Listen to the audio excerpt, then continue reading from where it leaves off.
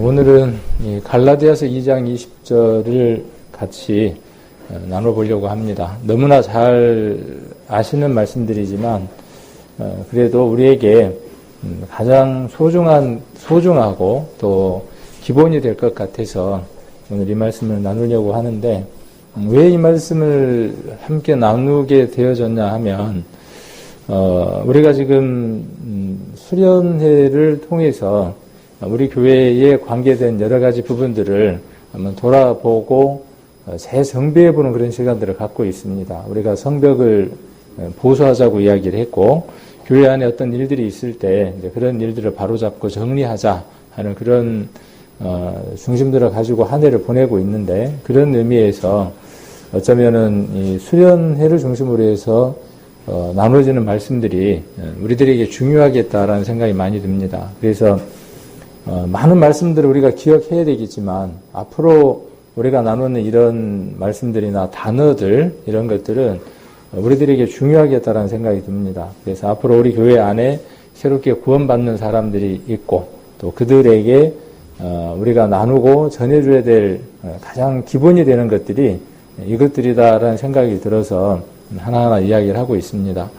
수련회 때 못 들으신 분들도 있고 또 잊어버린 분들도 있고, 그래서 이건 주기적으로 한번 반복을 하려고 합니다. 그래서 꼭 기억을 하셔서 온전하게 이해가 되고 하나가 될 수 있도록 그렇게 해주시면 좋겠습니다. 우리 교회는 유전이라고 하는 것과 규모라고 하는 것과 본이라고 하는 이 세 가지 단어를 좀 더 중점적으로 중심을 두고 성경을 보고 또 배워나가야 되겠다라는 생각을 합니다. 유전이라는 말은 전해져 내려온 전통, 그런 뜻입니다. 그러니까 유전이라는 말을 그냥 또 다른 말로 바꾸면, 쉬운 단어로 바꾼다 그러면 전통이라고 이렇게 이야기를 하시면 이해가 쉬울 것 같습니다. 그래서 우리 교회는 이런 전통이 있어 라고 말할 수 있어야 되겠죠. 우리 교회는 새로 구원받은 사람이 있으면, 혹은 상담을 하거나 전도 집회가 이루어지면 그 앞 기수가, 그 앞에 새롭게 구원받은 바로 앞 기수라 그러니까 좀 이상하네요. 앞에 구원받은 성도님들이 이제 새롭게 구원받은 동생들을 위해서 말씀을 잘 이해하고 먹고 하라고 노트나 펜을 준비를 해서 전달해주는 아주 좋은 전통을 갖고 있습니다. 안 해보셨나요? 없었어요. 없었다가 생겼어요. 네, 좋아요. 아주 좋은 전통입니다. 그리고 그것보다도 더 중요한 게 뭐냐면, 우리는 말씀이 전해지거나 상담이 될 때에 많은 성도님들이 오셔서 함께 밖에서 기도하고, 마치 우리가 새로운 생명이 태어날 때 밖에서 산모와 아이를 위해서 밖에서 걱정하고 전전긍긍하고 기다리는 것처럼 우리도 그런 전통을 갖고 있습니다. 맞습니까? 이게 아름다운 거예요? 아름답지 않는 거예요? 그래서 상담이 끝나고 나오면 아유 고생했어요. 어떤 말씀 들으셨어요? 저도 예전에 그런 말씀을 들었는데 그 말씀 들을 때 제가 이랬거든요. 들어보시니까 어때요? 이렇게 이야기를 하면서 그 마음을 다시 밭을 가는 아주 특별한 전통이 우리에게 있습니다. 좋은 거죠. 이런 전통들을 갖고 있습니다. 그런데 이런 좋은 전통들이 점점 어떻게 되어 가느냐 하면 바쁘다는 핑계. 내가 바쁘고 내가 바쁘니까 너도 바쁘니 네 바쁜 것 때문에 내 바쁜 것도 조금 용납해주고, 내가 바쁘니까 네 바쁜 거 용납하고, 이러다 보니까 점점 어떻게 되어 가느냐 하면 그 전통들이 조금은 흐려져 가는 것을 느끼게 됩니다. 그래서 그렇게 되면 그냥 둬야 될 게 아니라 다시 회복을 시켜야 될 필요가 있겠죠. 지금 제가 드리고 있는 이 말씀이 성경 어디에 나옵니까? 성경 어딘가에는 나오겠죠. 그러니까 얘기를 하겠죠. 어디에 나올까요? 자, 찾아야 되겠죠. 데살로니가 몇 장이었죠? 데살로니가 전서였나요? 후서였나요? 데살로니가 후서였습니다. 후서 2장 15절을 우리가 같이 교제를 나눴었죠. 그래서 이러므로 형제들아 굳게 서서 말로나 우리 편지로 가르침을 받은 유전을 지키라 그랬죠. 유전. 그래서 사도들로부터 또 믿음의 처음 출발점들로부터 전해져 오는 전통을 지켜라. 그렇게 이야기를 하고 있습니다. 또 3장 6절에도 보시면 형제들아 우리 주 예수 그리스도의 이름으로 너희를 명하노니 규모 없이 행하고 우리에게서 받은 유전대로 행하지 아니하는 모든 형제에게서 떠나라. 이게 유전과 규모라고 하는 것은 항상 같이 따라다니는 겁니다. 전통 속에 무엇이 항상 함께 하느냐 하면 그 전통에 걸맞는 예전이라고 하는 게 있습니다. 예식이라는 것. 우리 결혼식에 반드시 무엇이 있습니까? 우리가 결혼식 그러면 결혼식도 하나의 그 나라에 내려오는 문화 속에서 전통을 갖고 있죠. 우리는 전통 혼례는 어떤 방법을 합니까? 가마를 타고 오고 나귀를 타고 오고 그 다음에 연지곤지를 찍고 그것 속에 어떤 의미들이 담겨 있어요, 안 담겨 있어요? 그러니까 원래는 뭐였죠? 원래는 규모가 없었어요. 연지곤지를 찍었던 것들도 없었고 여기저기서 이런저런 모습들로 했었어요. 근데 원래는 결혼이라고 하는 혼례라고 하는 것이 중요하니까 신랑과 신부가 만나서 살아가는 그 삶들을 다른 사람에게 공포하는 그 과정이 너무나 아름답고 소중하고 중요한 거니까 그 정신을 어디 속에다가 넣으려고 한 것이죠. 어떤 행위 속에, 모습 속에 넣으려고 한 거죠. 그래서 연지곤지 찍고 쪽두리 하고 여러 가지를 하고 올림머리를 하고 여러 가지를 해서 뭘 합니까? 거기에 복잡한 절차들이 있었죠. 근데 그 절차 하나하나를 보면 거기에 의미들이 담겨 있어요, 안 담겨 있어요? 있어요. 당규들이 다 담겨 있습니다. 자, 그게 뭐냐 하면 규모예요, 규모. 근데 그 규모가 절차가 어긋나면 뭐예요? 어긋나면. 그럼 무례한 거라고 이야기를 하죠. 그 정해진 것에서 벗어나면 예의에 벗어난 것이 되는 거죠. 자, 그래서 그것이 고정화되고 어떤 틀들로 만들어져서 성문화되거나 혹은 어느 단체에 그것이 규정화되어지면 그것을 무엇으로 우리가 삼느냐 하면 전통이라고 이야기를 합니다. 그래서 그 다음 때에 그것들이 자연스럽게 이렇게 물려지게 되죠. 근데 지금 우리가 이야기하려고 하는 것은 결혼에 관한 얘기인가요? 아니에요. 그 내용의 중심이 결혼에 관한 게 아니죠. 지금 우리 교회는 수요일, 금요일, 주일 이렇게 모이는 전통을 갖고 있습니다. 그러면 보여지는 그 전통이 중요한 건가요? 이분법이에요. 이렇게 말하는 접근 방식이 바람직하지 않는 겁니다. 항상 우리는 어떻게 하느냐 하면 나누려고 하는 거예요. 그러니까 보여지는 형식이 중요하지 않으니까 보여지는 것만 중요하다 이렇게 이야기를 할 수 있겠죠. 근데 그렇게 이야기하는 게 이분법이라고요. 보여지는 것을 통해서 뭘 받게 되는 거죠? 보여지는 것을 통해서 본을 받는 겁니다. 그걸 예제로 삼는 거예요. 그래서 그 다음 때가 어떻게 하는 거죠? 그 보여지는 예식과 예전과 여러 가지 모습들을 통해서 앞에 있는 분들이 이렇게 행동하는 것은 그 속에 이런 정신을 넣어뒀구나 하고 다음 때들이 배우게 되는 거죠. 그러니까 보여지는 이 형식들은 중요한 겁니까? 안 중요한 겁니까? 아주 중요한 겁니다. 아주 중요한 거예요. 우리가 성경에서 어떤 얘기 하나로 모든 것들을 딱 접어버렸어요. 사람은 외모를 보거니와 나 여호와는 중심을 보느니라. 그 말씀 하나로 우리는 누구 입장이 되는 거죠? 어느 날 하나님이 되는 거예요. 그래서 뭘 보려고 하는 거죠? 중심만 자꾸 보려고 애를 써. 그렇게 우리의 모습들이 갑자기 왜 이럴까요?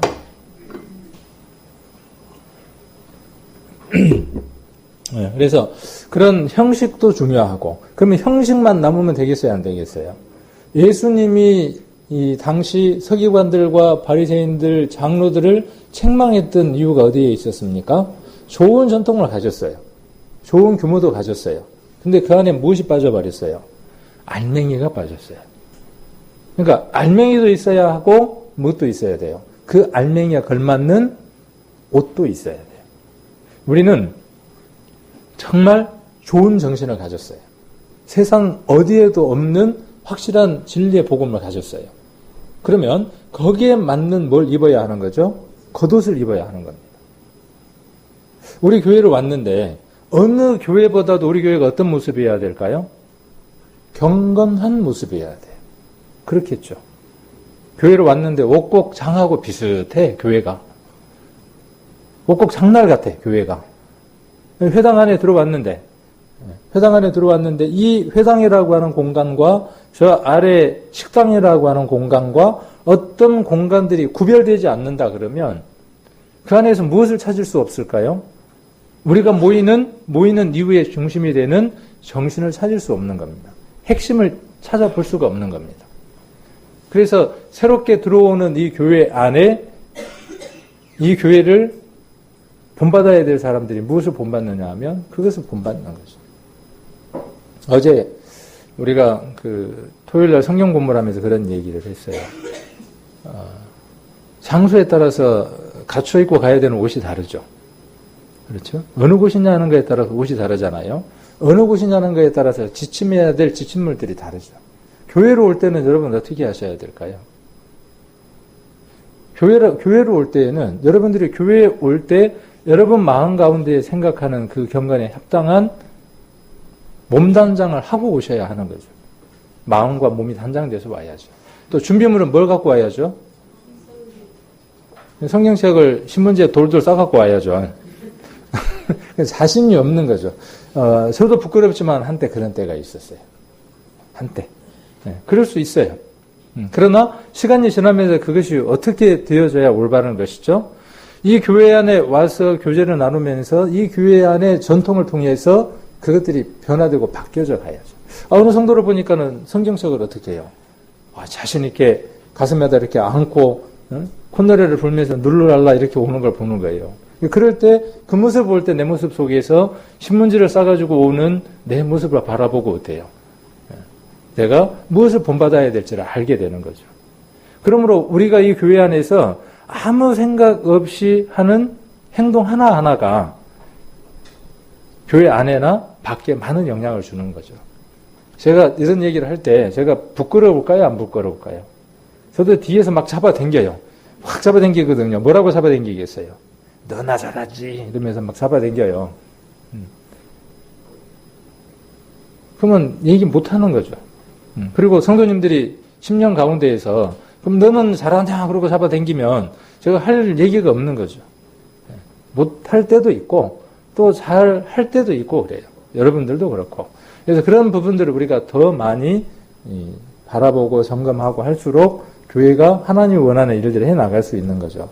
그래서 유전은 그 중심에 어떤 것들이 있기 때문에 만들어진 껍데기예요. 근데 껍데기만 추구하면 돼요, 안 돼요? 대부분의 교회를 선택하는 분들이 뭘 보고 선택하는지 아십니까? 이걸 보고 선택을 하는 겁니다. 그래서 어디를 가는 겁니까? 전통이 오래된 곳으로 가는 거예요. 묵은 곳으로 가는 거죠. 천주교라든지 아니면은 뭐 큰 교회로 가는 거죠.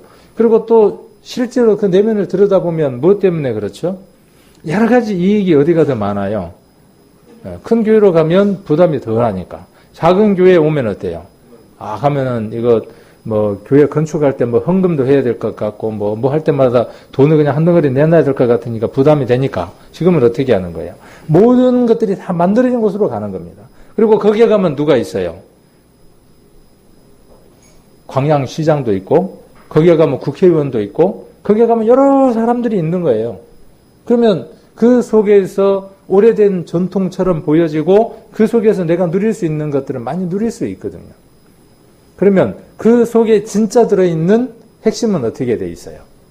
없어요. 중이. 무엇에 관심이 있는 거죠?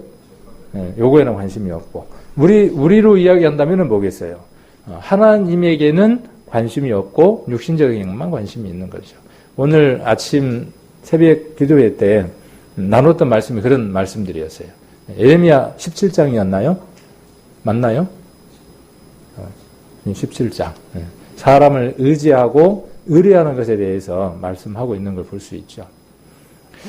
그래서 그렇게 우리가 빠져버리기가 쉬워요. 유전, 그 다음에 규모. 규모라는 건 일종의 순서예요, 순서. 우리가 오다라는 게 있죠. 오다. 그래서 그 오다에는 뭐가 있습니까? 이거 처리하고 이거 처리하고 이거 처리하고 이거 처리하고 순서가 있는 거죠. 만일 그렇게 처리하다가 안 되면 어디로 올라가고 뭘로 올라가서 다시 처리한다. 우리 컴퓨터 배운 사람들은 이게 뭐냐면 플로우 차트예요. 어떤 문제가 생기면 판단해서 어디로 가라 하고 이렇게 그리는 거죠. 순서도예요. 교회 안에는 이런 부분들이 잘 정리되어 있어야죠. 자, 그리고 이것이 어떻게 돼야 되냐면 본이 돼야 돼요. 이해가 돼야죠. 이 본이라고 하는 한자가 재밌죠. 인터넷에 이렇게 한번 쭉 찾아보니까요. 이게 어떤 그림이라고 이야기를 하느냐 하면 뿌리에가 열매가 있는 나무를 그려놓은 그림이래요. 그러면 우리가 뭘 하나 생각을 해볼 수 있겠죠? 고구매. 뿌리에가 열매가 있죠. 나무가 있는데 그 속에가 뭐가 있냐면 열매가 있는 거예요. 그래서 본을 받는 건 뭐냐면요. 눈으로 드러나지는 않지만, 그렇죠. 고구마가 눈으로 드러나요? 안 드러나요? 안 드러나지만 땅 속에 자라고 있고 연결어 있고 가득 들어있는 것처럼 우리의 삶들 가운데에 우리가 본받아야 할 것들이 무엇이냐 하면 겉으로 드러나는 것도 물론 중요하지만 우리들 심령 가운데에 열매가 맺히지 않으면 그리스도께서 주시는 그 열매가 없으면 출발점이 없다는 거죠. 고린도 전서 11장을 한번 보겠습니다. 고린도 전서 11장 1절입니다. 같이 한번 읽겠습니다. 내가 그리스도를 아직 못 찾으셨나요? 고린도 전서 11장 1절입니다. 같이 읽겠습니다. 내가 그리스도를 본받는 자 된 것 같이 너희는 나를 본받는 자 되라. 그리스도께서 한 알의 밀알이 되어져서 죽어주셨어요. 그래서 그 한 알이 많은 열매를 맺어주셨습니다. 그래서 오늘 교회 안에는요, 무엇을 본받는가에 대한 얘기를 좀 해보려고 하는 겁니다. 본받아야 할 것들이. 그리고 본받지 말아야 할 것들이 무엇인가에 대한 얘기를 해보려고 오늘 이런 얘기들을 서두에 하는 겁니다. 그래서 이 본이, 이렇게 본이 되는 것이 무엇이 되어지느냐 하면 이 중심이 되어지는 열매를 어떻게 해서 맺게 할 것인가에 대한 생각 속에서 나온 것이 뭐냐 하면 작은 예식과 예전들이에요. 플로우 차트예요. 규모예요. 그 규모들이 시간이 점점 지나면서 어떻게 됐겠습니까? 굳어지고 그 다음에 정해지면서 전통이 되고 유전이 되어졌겠죠. 그러면 우리가 처음으로 내려간다면 근본 정신을 찾는다면 어디에서 정신을 찾아야 되겠어요? 이 가장 처음에 되는 본, 어떤 걸 본받았는가에 대해서 우리가 찾아야만 규모나 전통에 대한 얘기를 할 수 있겠죠. 이런 게 있어요. 정해진 집단 속에 들어왔을 때 그 정해진 집단이 무엇을 하고자 하는 집단인지 또 무엇에 어떤 목적을 두고 있는지를 알면 그 집단이 어떤 규모와 어떤 전통을 가졌는지는 크게 중요하지 않아요. 안 배워도 돼요. 특별히. 왜요? 그 중심을 깨고 있으면 어떻게 행동해야 될지, 어떻게 살아야 될지, 어떻게 처신해야 될지를 알게 됩니다. 그런데 그 중심을 깨뚫지 못하고 전통과 규모만 이미테이션 하려고 하면, 흉내 내려고 하면요, 그 정신에 위배되는 것들을 많이 만들어내게 됩니다. 똑같은 이치예요. 우리 교회 안에서도 마찬가지입니다. 이 교회 안에 들어와서 교회에 있는 형식이나 그 다음에 전통을 내가 따라가려고 하다 보면 무엇을 잃어버리느냐 하면 본질을 놓치게 됩니다. 저는 우리 성도님들에게요, 이 규모나 전통을 특별히 원치를 않습니다. 우리 교회에 전통이 분명히 있어요. 근데 그거를 강요하지 않습니다. 강요하지 않더라도 우리 성도님들 심령 가운데에 우리 교회가 무엇을 하려고 하고 어떤 것에 중심이 있는지를 알면 교회의 규모와 전통이 어떻게 흘러가고 있는가의 흐름을 금방 파악합니다. 그러므로 우리 성도님들과 교제해야 되는 게 뭘 해야 되느냐 하면 일반 교회처럼 우리 교회에 오면 이거 해서 이렇게 과정을 거쳐야 됩니다라고 할 필요가 없는 거죠. 가장 중심이 되는 무엇만 이야기해주면 기본, 뿌리가 되는, 열매가 되는 얘기만 해주면 나머지 규모나 전통은 자연스럽게 이해하고 받아들여져서 그런 삶들을 살게 되는 거죠. 이렇게 표현할 수 있어요. 종교는 형식적이고 외형적인 것을 훈련시켜서 그 사람의 삶을 변화시키려고 하는 거죠. 신앙은 어떤 것이냐 하면 그 중심이 바뀌어져서 하나님의 것으로 바뀌어져서 그 사람의 삶의 모습들이 패턴들이 바뀌게 하려고 하는 게 신앙의 모습이죠. 교회를 나오면 누가 말을 하지도 않았는데 술, 담배는 해야 되는 걸로 알아요? 안 해야 되는 걸로 알아요? 안 해야 되는 걸로 안단 말이에요. 그거에 대한 어떤 부담감들이 내게 있어. 근데 그런 전통을 갖고 있으니까 그 전통을 내가 지키려고 해서 애를 많이 써. 근데 되든가요, 안 되든가요? 경험 있는 분들은 아시죠? 안 돼. 그리고 교회 오면은 전부 다 날 쳐다보고 있는 것 같아. 그것 때문에. 그런데 실상은 그래요, 안 그래요? 몰라요. 그분이 어떻게 사는지 우리는 몰라요.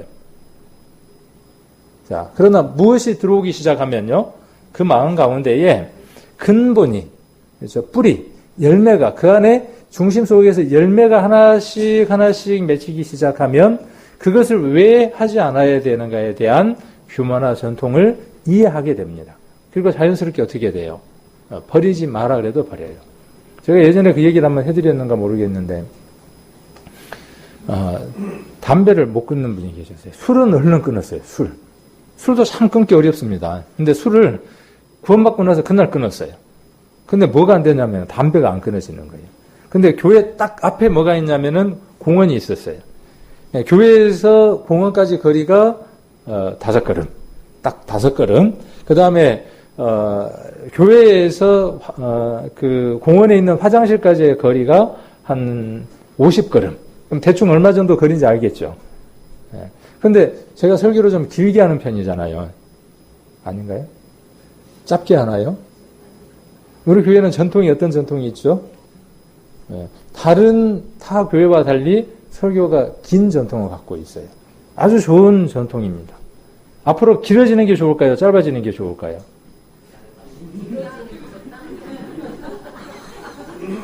둘로 나뉘었습니다. 짧아지면 좋다, 길어지면 좋다. 적당한 게 좋겠죠. 이따 적당히 나오니까. 적당이라는 게 참 어렵기는 합니다만은, 아까 말씀드렸던 것처럼 중심이 중요한 거죠. 우리가 이 설교 내용이 기냐 짧냐 이런 것보다는 우리가 그것 통해서 어떤 것을 하려고 하느냐는 게 더 중요하겠죠. 어찌됐든 그분이 교회를 오셨는데 제가 좀 설교가 기니까 지금보다 더 길었어요. 1시간 반, 1시간 40분 할 때니까 아침에 식사를 하시고 이 담배 하시는 분들은 식사하시고 피는 담배가 뭐예요? 불로초라고 이야기하더라고요. 저는 잘 모르겠는데 웃으시는 분이 계시네 여기. 그래서 반드시 식후에는 꼭 하잖아요. 이게 이제 하시고 온 거예요. 근데 와서 설교를 듣는데 어때요? 계속 길어지는 거예요. 근데 길어질수록 어때요? 머릿속에서는 뭐가요? 구름 과자가 계속 왔다 갔다 하는 거예요. 제가 어떻게 이렇게 잘 알게요? 저는 제 초등학교 때, 국민학교 6학년 때 피워봤어요. 일찍 피웠어요. 그래, 일찍 끊었어요. 피고 그 다음날 바로 끊었어요. 그날. 근데 보니까는 구름 과자를 이렇게 만들면 어때요? 그 속에 시름도 싫고 이런저런 걸 실어서 다 풀잖아요. 그러니 그 시간이 얼마나 길겠어요. 근데 어느 때부터인가 보니까는 한 설교 40분, 50분쯤 되니까 사라지시는 거예요. 사라지시더만 한 1시간 10분, 20분쯤 되면 들어오셔요. 그래갖고 이제 뒷자리에 앉아 계시는 거예요. 그러면서 눈을 돌려서 이렇게 막 이제 돌리돌리 쳐다보고 이제 해요. 몰랐어요. 뭐 까마득히 몰랐죠. 근데 어느 날 시간이 지났는데 저한테 와서 교제 좀 합시다 그러면서 하시는데 그 고백을 하시는 거예요. 목사님 설교가 길어질 때마다 내가 도저히 참을 수 없어서 사실은 50보 되는 거기에 가서 하고 왔다는 거예요. 근데 다른 분들 어땠을까요? 그 간증이요, 그 얘기가 엄청나게 고맙더라고요. 저분의 그 믿음이 크구나. 그러면서도 교회를 오셨다는 것. 그 간절함이 있고,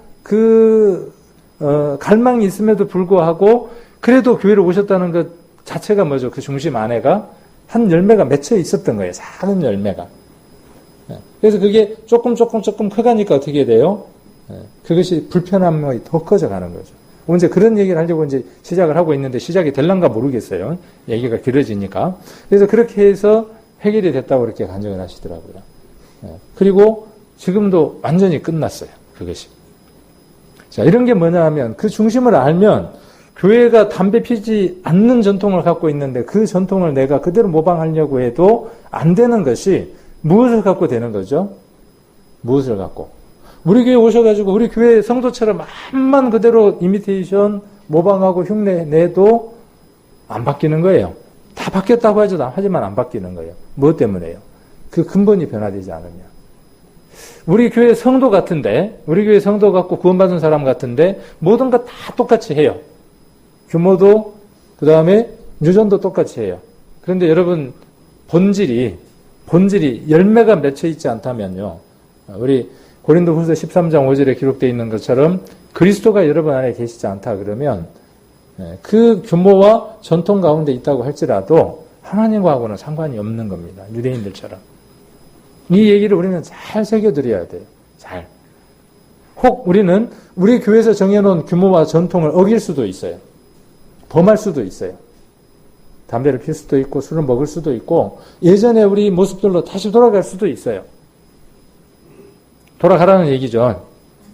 수도 있다니까 얼마나 이 가능성이 열려서 기분이 좋아요. 그런데 그렇게 하라는 얘기인가요? 아니요. 그렇게 하지를 않게 돼요. 무엇이 있게 되면요. 그 안에 열매가 있게 되면, 중심이 있게 되면.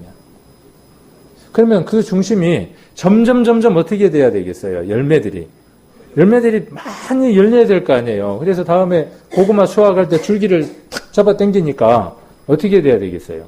줄기가 후툭툭 떨어질 정도로 안에 뭐가 열려 있어야 되겠어요? 고구마들이 막 들어 있어야 되겠죠.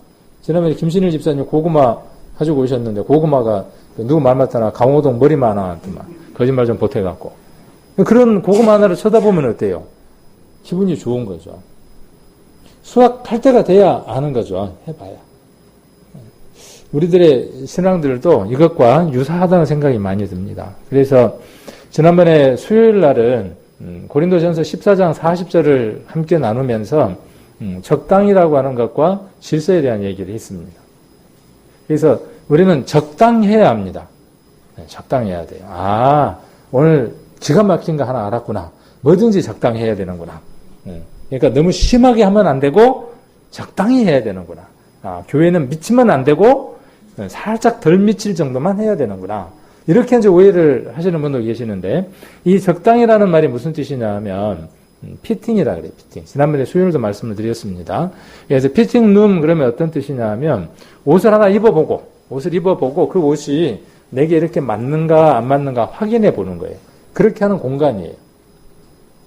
그래서 적당하게 하라 이 말은 어떤 말이냐 하면 내가 그 일을 하는 데에 합당한가 하는 걸 살펴보라는 거죠.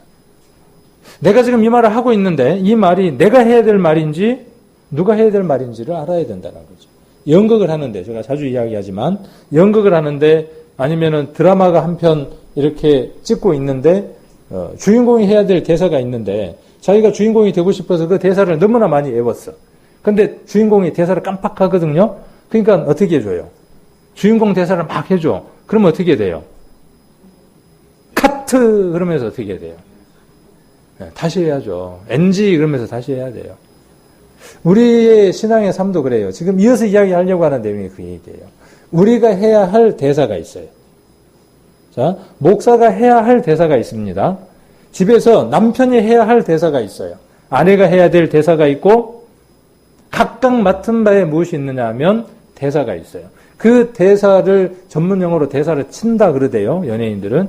대사를 쳐야 되는데 만일에 그 대사가 끊긴다든지 나무 대사라든지 그러면 어떻게 돼요? 카트 그러면서 NG 들어가는 거예요. 우리 교회의 신앙도 그렇더라고요. 어떤 일들을 우리가 쭉 해나갑니다. 물이 흐르는 것처럼 교회들이 쫙 진행이 되면 누가 기뻐하실까요? 창세기의 내용이 그 내용이다 그랬죠, 지난번에.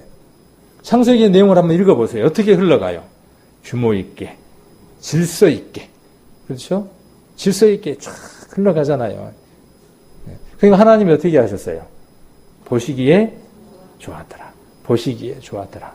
그런데 그 안에 들어가지 말아야 될 게 들어왔어. 그러니까 하나님이 어떻게 하셔요? 침묵하셨어요. 좋았다는 말씀을 하시질 않았어요.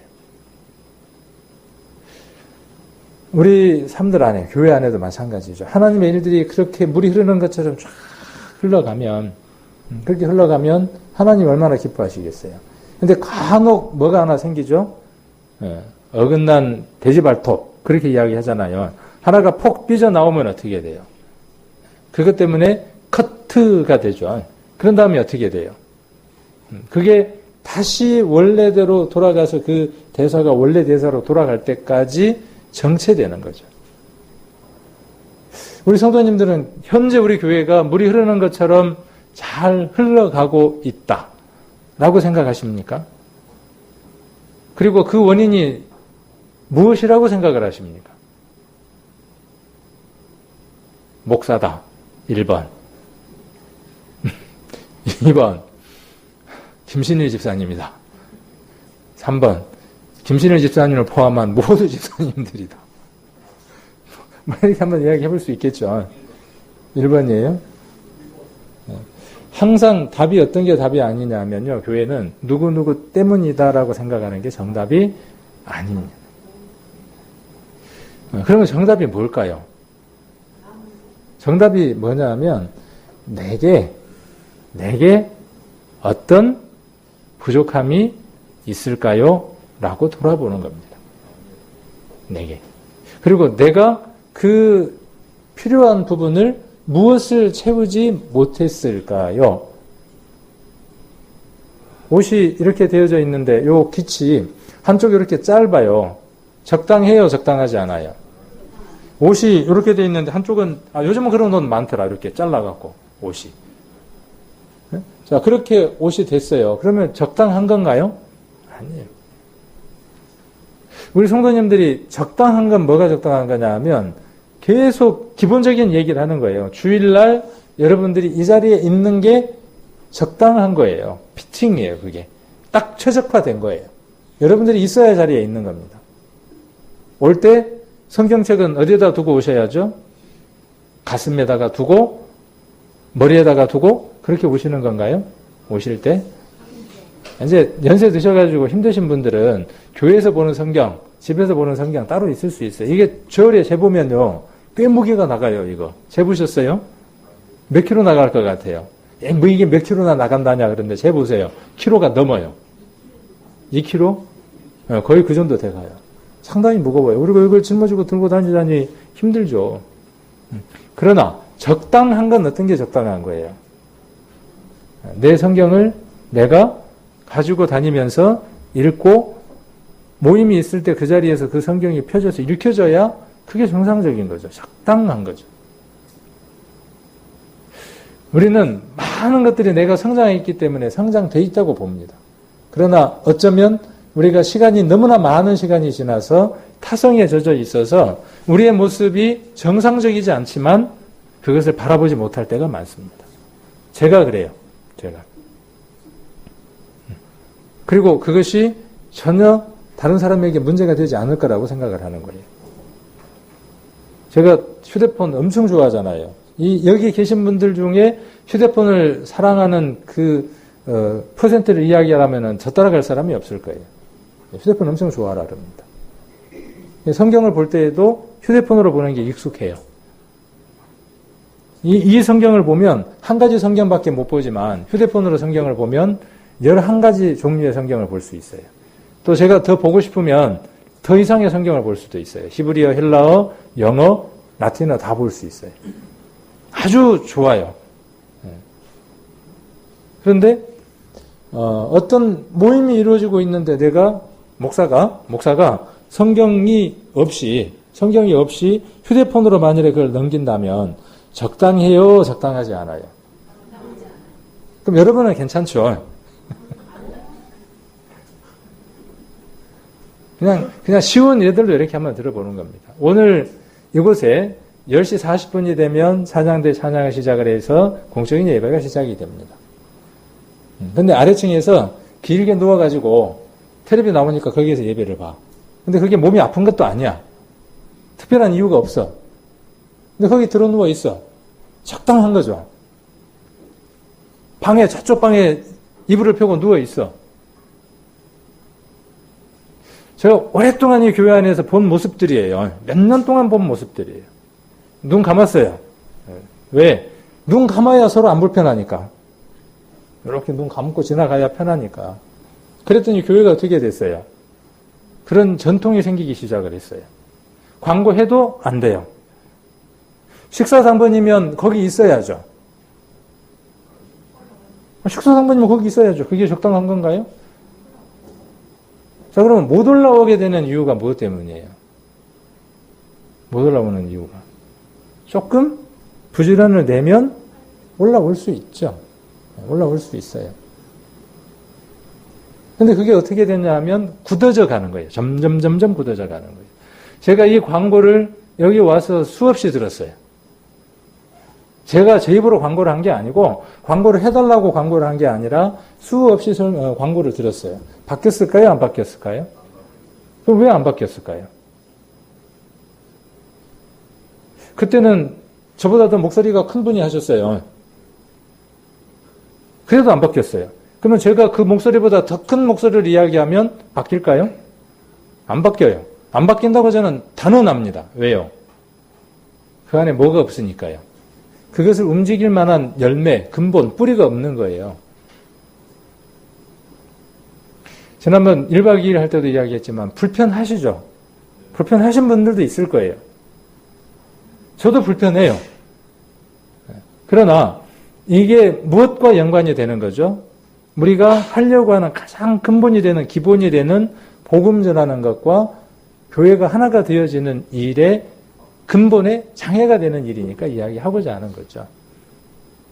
그러니까 조금 불편해도 참으셨으면 좋겠어요. 그리고 내 마음이 어떻게 되어져야 되냐면 그것이 인정이 되어지고 목사 얘기에 순종하라는 말이 아니에요. 제 말에 순종할 이유는 없습니다. 그러나 그것이 하나님의 말씀이거든 그 말씀 앞에 우리가 굴복하거나 순종이 되어져야 그 다음 무엇이 나오냐 하면 본된 것이 나오는 거죠. 그래서 여기 11장 11절에 보시니까 내가 그리스도를 본받았어요. 그 다음에 뭐라고 이야기하는 겁니까? 바울이 지금 뭐라고 이야기하고 있는 거예요? 너희는 누구를 본받으라고요? 나를 본받으라고. 고린도전서 11장 지금 1절 이야기합니다. 너희는 나를 본받으라는 거예요. 여러분 이렇게 이야기할 수 있어야 하겠죠. 적어도 예수님 믿는 거에 대해서는, 하나님 관계된 일에 대해서는 나를 좀 본받아라. 이렇게 이야기할 수 있는 사람이어야 되겠죠. 아이, 바울은 출발부터가 다른 사람이잖아. 나하고 다른 사람이잖아. 다릅니까? 거기는 100원을 받았고 여러분들은 구원을 받았습니까? 우리에게 이루어지는 구원이 그분에게도 이루어진 구원과 동일한 것이죠. 그럼 차이점이 있다는 게 뭐예요? 차이점이. 그분은 자기 자신을 어떻게 했고? 내어드렸고. 그렇죠? 그분은 자기 자신을 어떻게 했어요? 내어드렸어요. 그 내어드린 모습이 성경에 기록되어 있는 거죠. 우리는요. 우리는 그분을 받았어요. 근데 우리는 어떻게 해요? 우리를 내어드리는 게 아니라 여전히 뭐 해달라는 거죠? 여전히 나를 위해서 뭘 해달라는 거예요. 복음은 예수님이, 하나님이 나를 위해서 모든 걸 주셨으니 이제 내가 하나님을 위해서, 주님을 위해서 드리겠습니다. 일반 교회에 있는 사람들은 절대로 하나님께 드릴 수 없어요. 드려도 누가 좋아라 그래요? 목사가 좋아라 그래요. 아이고, 이런 얘기 나가면 안 되는데, 공적으로. 네. 근데 그러지 않는 교회들이 지금 많아요. 그러나 실상 그렇지 않는 데들도 있죠. 진짜 하나님이 받는 시점은 언제부터냐면요. 우리가 구원받는 그 시점부터 받는 겁니다. 그러니까 우리가 전도할 때 뭐라 그래요? 교회 올 때 아무것도 필요 없어. 우리 전도할 때 그랬잖아요. 11조 낸다고 하나님 안 받아? 코 묻은 돈 안 받아? 그런 것처럼 빵에 코가 잔뜩 묻었는데 엄마가 먹겠어? 이렇게 우리가 이야기를 해왔잖아요. 그런데 우리 건 받으신다고요? 안 받으신다고요? 안 받으신다고요? 우리 것을? 우리가 드리는 것들을 하나님이 안 받으신다고요? 받으신다고요. 그리고 받으시면 뭐라고 말씀하시겠어요? 심히 기쁘다. 그러시겠죠? 그리고 어떻게 하시겠어요?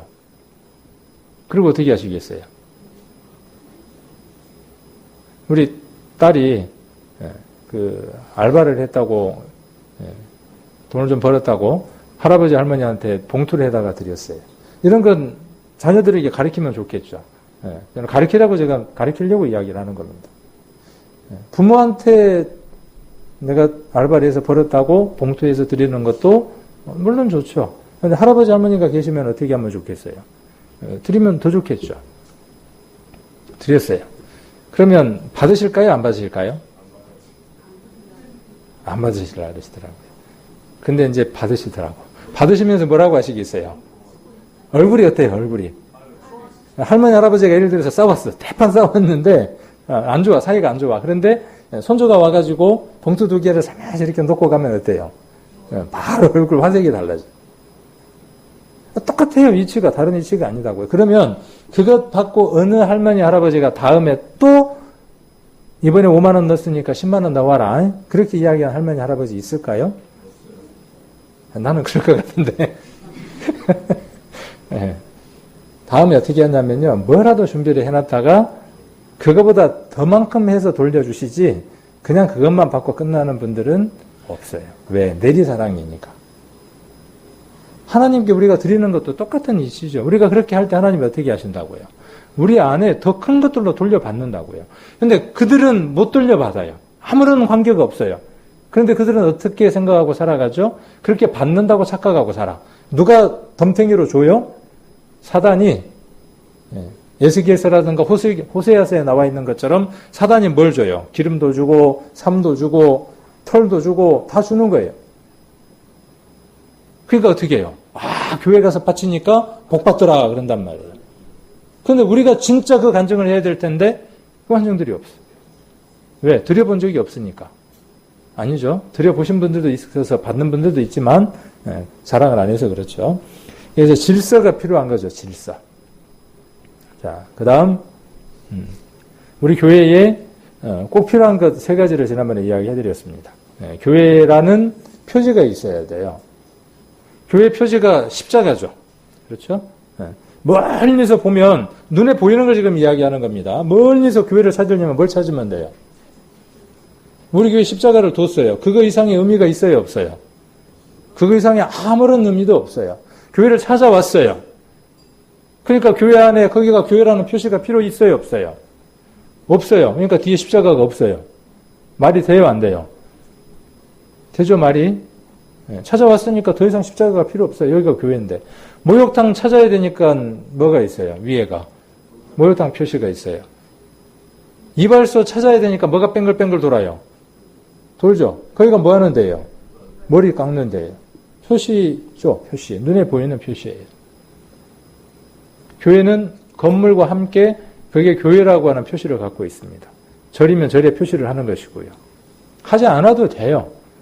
그러나 사람들 머릿속에 전통적으로 인식되어지기를 교회는 십자가를 둔다라는 상식을 갖고 있으니까 그 상식을 채우기 위해서 십자가 거는 것 외에는 더 아무런 의미도 없습니다. 교회가 뭐 위에다 십자가를 두고 뭐 절을 하고 뭘 복을 비기를 합니까? 어떻게 합니까? 자, 그런데 진짜 교회가 교회다워야 되는 그 표지가 3가지가 있어요. 첫 번째가 뭐냐 하면 말씀을 선포하지 않는 교회는 교회가 아닙니다. 십자가를 걸었더라도 그건 교회 아니에요. 어떤 말씀요? 부활을 전하지 않으면 그 교회는 죽은 교회입니다. 맞아요? 안 맞아요? 부활이 없으면 그게 죽은 교회죠. 교회가 부활을 말하지 않아. 그러면 거기는 죽은 거예요. 그 교회 안에 부활의 믿음을 갖고 있지 않는 사람이 있으면 그 교회는 죽은 거예요. 맞아요? 안 맞아요? 맞습니다. 그러니까 교회는 뭘 선포해야죠? 죽은 자에게 살아나라고 선포해야 되고, 산 자에게 뭐라고 선포해야 되겠어요? 생명을 가진 자답게 살라고 선포해야 돼요. 그러니까 우리 교회는 그렇게 합니까? 안 합니까? 우리 교회는 그게 전통이에요. 누구든 이곳에 와서 뭔 얘기를 하는 겁니까? 이곳에 와서 뭔 얘기를 해요? 일반 교회는 와서 뭔 얘기하는 겁니까? 아이고 우리 할머니가 어떻게 했는데 뭐 했다 그러면서 한 설교에 90% 정도는 뭔 얘기하고 사설하고 그 다음에 이제 10분이 뭐예요? 10%가 성경 읽고 정리되고 마무리되는 거죠. 그럼 본질이 아닌 거예요. 우리 교회는 성경에 나와 있는 그 전통 그대로를 2000년 전에 있었던 그 전통을 그대로 이어서 우리 교회는 그대로 하고 있습니다. 많은 교회는 그 초대 교회 전통에다가 사람의 형식들을 더해놨어요. 거기다 뭘 집어넣어 놨고요? 조기도면도 집어넣어 놓고 사도신경도 집어넣어 놓고 수많은 절차들을 집어넣어 놨어요. 전통적이지 않단 말이에요. 그런데 우리는 무엇이 중심이 되어져 있죠? 말씀 선포가 중심이 되어져 있어요. 그래서 많은 것들이 재배되어 있어요. 그들에 비해서.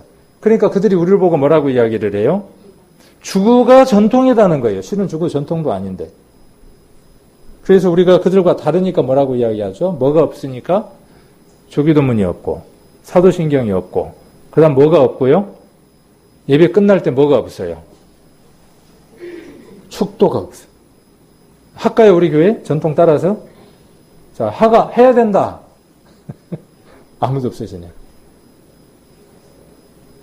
그게 전통입니까? 그렇게 하는 것이? 근데 우리는 온전한 전통을 가졌잖아요. 그 가운데 첫 번째가 뭐냐면 말씀이 바르게 선포돼야 돼요. 이 말씀이 바르게 선포되지 않으면 교회는 아무 역할도 못하는 겁니다. 그 다음 그렇게 해서 말씀이 선포되어져서 죽은 자가 살아나면 그 죽은 자가 해야 하는 규모, 전통, 예식이 있어요. 그 첫 번째가 뭐냐 하면 만찬이에요. 성례라고 하는 걸 합니다. 만찬이에요. 그래서 우리는 한 달에 한 번씩 합니다. 초대교회는 만날 때마다, 날마다 그게 전통이었어요. 근데 지금은 그 전통이 어떻게 됐죠? 그 정신은 있지만 여러 가지 일들이 바쁘니까 어떻게 됐죠? 약화됐어요. 더 전통을 따라서 가면 좋겠죠. 중심을 따라서. 그건 이제 교회가 어떻게 할 일이죠. 교회 구성원들이 그 정신을 따라서 횟수를 늘릴 수도 있고 또 필요에 따라서 건너뛸 수도 있고. 그렇죠.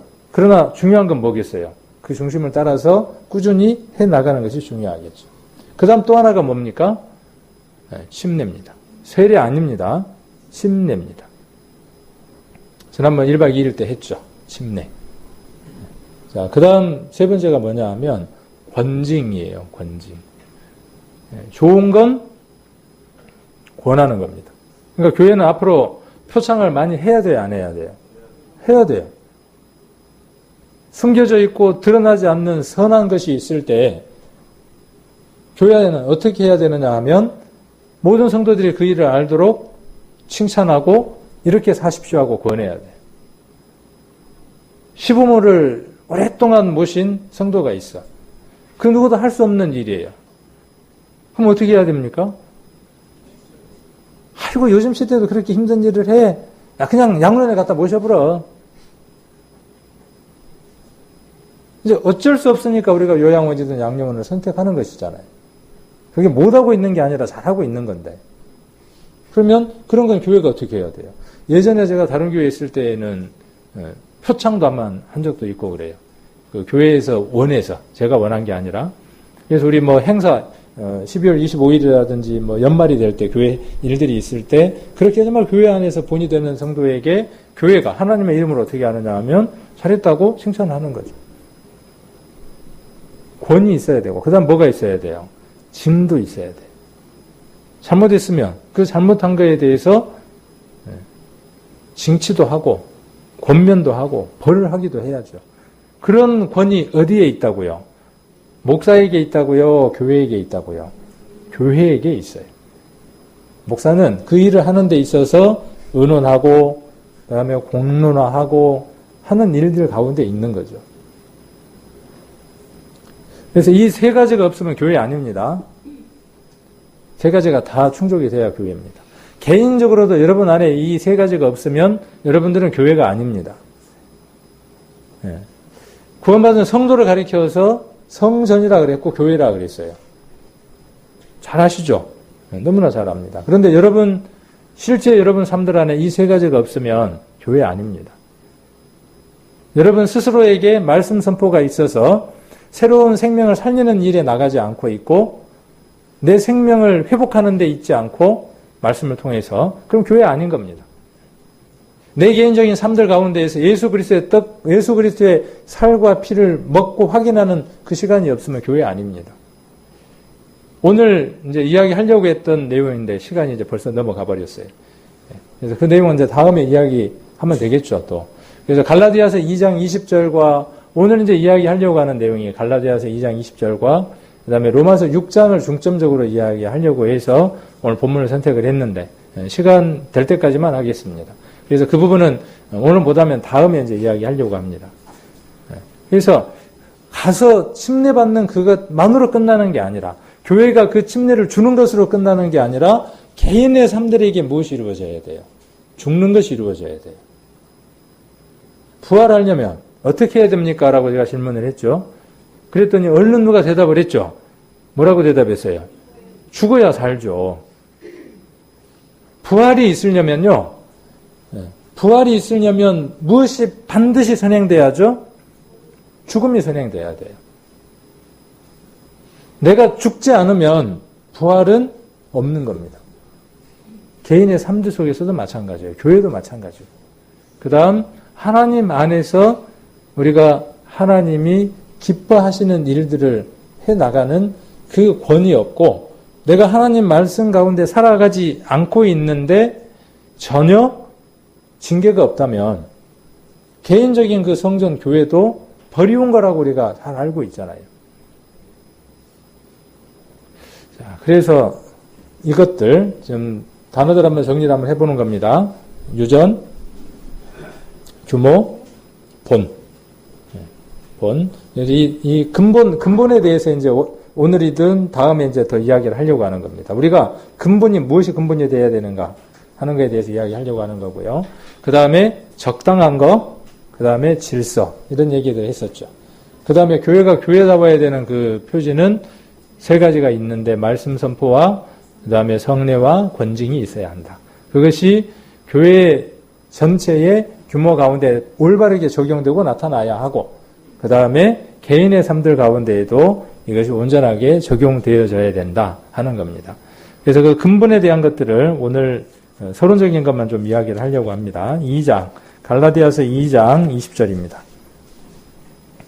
같이 한번 읽겠습니다. 내가 그리스도와 함께 십자가에 못 박혔나니 그런즉 이제는 내가 산 것이 아니요 오직 내 안에 그리스도께서 사신 것이라. 이제 내가 육체 가운데 사는 것은 나를 사랑하사 나를 위하여 자기 몸을 버리신 하나님의 아들을 믿는 믿음 안에서 사는 것이라. 글을 읽고 그 읽은 내용을 잘 정리를 해서 파악을 하면 아주 좋습니다.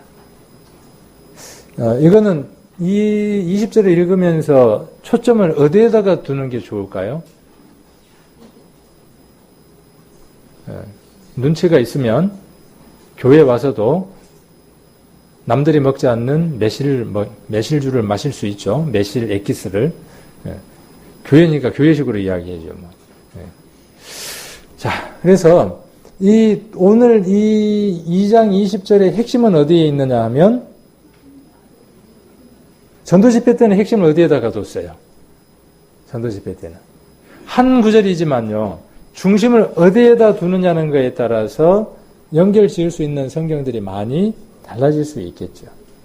근데 구원을 받은 우리에게, 생명을 얻은 우리에게 이 말씀에 있어서 초점이 되는 부분은 어디겠어요? 네, 마지막 부분이에요. 마지막 부분. 믿음 안에서 사는 거예요. 그럼 믿음 안에서 안 살면 아무 의미가 없는 거예요. 그러면 앞에 있는 모든 성경의 구절들이 무엇을 이야기해 주기 위해서 앞에 있는 성경 구절이 있는 거죠? 믿음 안에서 사는 것이 무엇인가를 설명하고 있는 거예요. 너무 복잡하게 삽니까, 제가?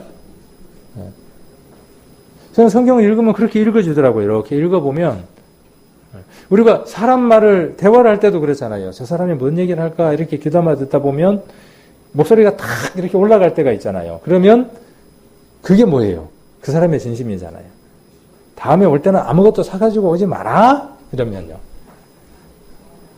말이 뭐예요? 아무것도 사오지 마라 그랬단 말이에요. 탁탁탁탁 타이핑을 쳤더니 다른 사람 줬더니 그 얘기를 뭘로 받아들여요?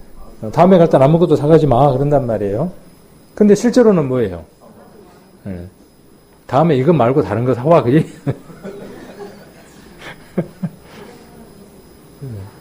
그렇죠. 참 어렵죠. 그래서 이 우리가 말을 할 때 우리는 눈으로 보고 귀로 듣고 여러 가지 것들을 느끼면서 우리가 하죠. 근데 성경은 그렇게 돼요, 안 돼요? 성경은 그렇게 돼요, 안 돼요? 성경은 그냥 눈으로나 귀로만 이렇게 듣게 돼요. 그 상대방을 보게 돼요, 못 보게 돼요? 못 보는 거죠. 그러니까 우리가 성경을 보는 방법 중에 하나가 뭐냐 하면 가상이 아니라 이 대상을 앞에다가 두고 읽는 거예요. 두고 대화를 하는 거예요. 그럼 이거 지금 누가 한 얘기니까? 바울이 갈라디아 교회에다가 한 얘기니까. 그리고 이것을 우리가 예수님 우리에게 하시는 말씀을 우리가 듣는다면은 예수님이 여기 계시고 우리가 대화를 듣는다고 생각하고 눈을 쳐다보고 이렇게 한번 대화를 해보는 거죠. 그래서 믿음 안에서 사는 것이 뭐냐는 거죠. 그 핵심이 뭐냐는 거예요. 우리가 믿는 믿음의 핵심이 뭐예요? 자, 이게 뭐냐 하면 우리가 만들어내려고 하는 규모나 전통의 정신적인 부분이에요. 우리가 믿는 게 뭡니까? 아까도 이야기했잖아요. 부활이에요, 부활. 네, 부활. 죽은 것만 이야기해봐야 소용이 없어요. 죽는 거는. 그러나 죽어야만 무엇이 있기 때문에, 부활이 있기 때문에 죽음을 강하게 이야기하는 것이죠. 자, 그래서 믿음의 내용이 뭡니까? 믿음의 내용이 뭐냐 하면 하나님의 아들에 관한 거예요. 왜 임마누엘 하나님 이렇게 이야기 안 하고 하나님의 아들 이렇게 이야기했을까요? 그래야만 전개되어지는 것들이 많아요. 하나님의 아들이라는 것 안에는 여러 가지 포함된 게 많아요. 주는 그리스도시요 살아계신 하나님의 아들입니다. 라고 하나님의 아들이 좀 더 확대됐어요. 지금 이 하나님의 아들이라고 하는 것 속에는 많은 게 들어있죠. 이게 믿는 내용 가운데 일부인 거죠. 핵심적인 거죠. 자, 그런데 또 앞으로 좀 넘어가 봅시다. 자기 몸을 버리신 이렇게 되어 있죠. 자기 몸을 버리신. 그런데 왜 자기 몸을 버렸다고요? 왜 자기 몸을 버렸다고요? 아니, 이제 보고 계시니까. 그렇죠. 그러니까 누구 때문에 자기 몸을 버리신 거예요? 이게 우리가 믿어야 하는 믿음의 가장 핵심적인 거죠. 이건 믿는 거예요. 이것 때문에 우리가 살아가는 거예요. 근데 이 믿음이 온전하게 형성이 되고 제대로 이루어져 가기 위해서 필요한 부분이 뭐냐 하면 지난번에 이제 수양회 때도 잠깐 이야기했지만 로마서 6장을 우리가 한번 살펴봐야 하는 거죠. 로마서 6장의 내용이 여기는 아주 함축되어 있어요. 짧게. 그래서 서두를 한번 보시면 내가 그리스도와 함께 십자가에 못 박혔어요. 이 얘기를 다른 말로 한번 바꿔보세요. 쉬운 말로. 이 얘기를 쉬운 말로. 자, 골로새서 3장을 한번 보겠습니다. 예, 잡아놓으시고 골로새서 3장 한번 보겠습니다. 3장 3절입니다. 이 갈라디아서 2장 20절과 연관된 수많은 말씀들 우리가 찾아서 교제를 나눠볼 수 있어요. 다음번에는 그 교제를 나누려고 하는 겁니다. 그런데 오늘 중심만 잡아드리고 일주일이든 그 다음 제가 설교할 때까지 여러분들이 한번 생각해 보려고 하려고 하는 겁니다. 3장 3절 같이 한번 읽겠습니다. 이는 너희가 죽었고 너희 생명이 그리스도와 함께 하나님 안에 감추었음이니라. 자, 아까 제가 읽었던 걸 답을 한번 해보라 그랬죠. 답을 한번 해보세요, 이제. 자, 내가 그리스도와 함께 십자가에 못 박혔나니 대답 한번 해보세요. 뭘로? 너희니까 이 말씀을 우리 쪽으로 답을 받는다면 내가 죽었고, 그렇죠? 내가 죽었고. 근데 죽었는데 지금 어떻게 돼 있어요? 살아있네. 그럼 뭐가 죽었고 뭐가 살았냐는 거죠. 자, 이게 다음에 제가 이 부분을 다루려고 하는 주된 내용입니다. 그리고 이것이 믿음 안에서 사는 것이에요. 하나님의 아들을 믿는 믿음 안에서 사는 게 뭐냐 하면, 제가 지금 서두에 이렇게 이야기를 했죠. 죽었다 그랬고 뒤에는 살았다 그랬는데 뭐가 죽었고 뭐가 사느냐는 거예요. 자, 이것이 적용되어지면서 살아가는 게 뭐냐면 믿음 안에서 사는 것이에요. 그럼 이렇게 살아가지 않는 사람은 어떤 사람이라고요? 믿음 밖에 있는 사람이에요. 그래서 로마서 6장도 한번 자세히 읽어보시고, 그 다음에 여기 또 관련된 것들도 한번 성경을 찾으시면서 한번 정리해 보시면 좋겠고, 팁을 하나 드린다면은, 성경을 보시면서, 휴대폰 성경 관련된 어플을 같이 보십시오. 우리가 보는 이 개역 한글 성경을 두시고, 6장을 읽을 때입니다. 그리고 지금 이 모든 성경을 볼 때도 마찬가지고, 이쪽에다가는 제가 추천해 드렸던 성경이 있죠. 그 성경을 펴서 여러 한글 번역본들을 펴놓고, 이렇게 비교를 하시면서 한번 읽어보시면 내가 어떤 신앙 안에서 지금까지 살았는가를 발견하실 수 있을 겁니다. 그게 발견이 돼야, 결론을 얘기한다면 내가 어느 부분이 죽어야 하고 죽었다는 것을 발견해야 그 어느 부분이 어떻게 되느냐 하면 부활할 수 있어요. 일을 할 수 있어요. 그런데 내가 죽지 않으니까, 어느 부분이 죽지 않으니까 어떻게 되느냐 하면 그 죽지 않는 부분이 부활할 수가 없어요. 그래서 장애가 되는 거예요. 신앙이. 계속 터득거리는 겁니다. 교회도 마찬가지고. 그래서 이것은 교회가 출발하면서 가장 먼저 가르침이 되어졌던 핵심적인 부분이기 때문에 우리가 알아야 될 필요가 있겠다 싶어서 이 부분을 필요금 다루려고 합니다. 그래서 우리 성도님들도 이 부분을 좀 관심을 갖고 이렇게 성경들을 좀 찾아보시면 좋겠고, 로마서 6장과 7장과 8장들을 한번 자세하게 이렇게 읽어보시면 좋겠고, 읽어보실 때 여러분 나름대로 생각을 갖고 그 생각들을 펼쳐나가지 마십시오. 그러면 6, 7, 8장은 뭘 많이 만들어내느냐 하면 이단을 가장 많이 만들어내는 성경입니다. 로마서 6장과 7장과 8장이 가장 많은 문제를 일으키는 성경입니다. 성경이 문제를 일으키겠습니까? 보는 사람이 문제를 일으키겠습니까? 보는 사람이 문제를 일으킵니다. 그래서 그런 부분들을 한번 이렇게 교제를 해볼 수 있는, 또 우리 교회 전체가 한번 이렇게 교제해 볼 수 있는 그런 시간들이 돼서, 죽여야 할 건 죽여버리고, 그렇죠? 죽여야 될 놈이, 지금 죽어야 될 놈이 안 죽고 있어서 살아야 될 부분이 살지 않고 있는 거예요. 뭘 죽여야 하고 무엇은 살아야 하는지를 우리가 살펴보는 그런 삶들이 되기를 원하고, 다음에 그런 부분들을 한번 살펴보는 시간을 갖겠습니다.